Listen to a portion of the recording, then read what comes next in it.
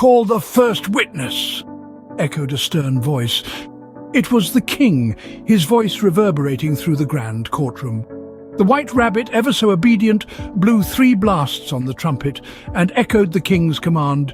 "First witness!"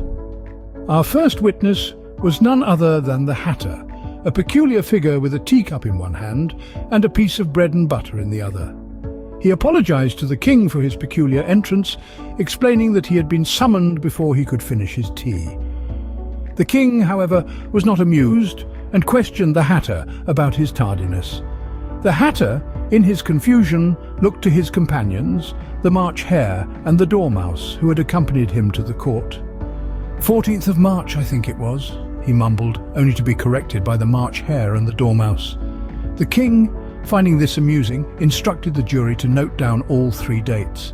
The proceedings took an unexpected turn when the king demanded the Hatter remove his hat, only to discover that the Hatter, in fact, didn't own the hat he wore. The king, quick to jump to conclusions, accused the Hatter of theft, a claim that the Hatter denied, explaining that he keeps hats for selling, not for personal use. Amidst this chaos, the Queen put on her spectacles and began scrutinizing the Hatter, who turned pale and started to fidget. The king, losing his patience, ordered the Hatter to present his evidence, threatening him with execution if he showed any signs of nervousness. This, however, did not seem to encourage the Hatter, who bit a large piece out of his teacup in his anxiety. In a surprising turn of events, the Queen, who had never stopped staring at the Hatter, demanded a list of singers from the last concert. This request sent the Hatter into a frenzy, causing him to shake his shoes off. The king, growing increasingly irritated, repeated his demand for evidence, threatening the Hatter with execution again. The Hatter, in a trembling voice, tried to explain his predicament, mentioning his poverty and the peculiar twinkling of the tea.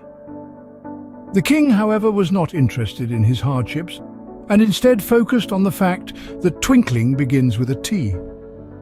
The Hatter's attempts to explain his situation were interrupted by the March Hare, leading to a heated exchange that ended with the king ordering that part of the testimony to be left out.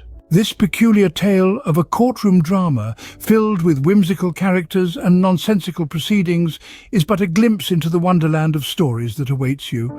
So don't delay, subscribe to the Storytime Whisperer today, and let the magic of storytelling whisk you away to lands far and near, real and imagined.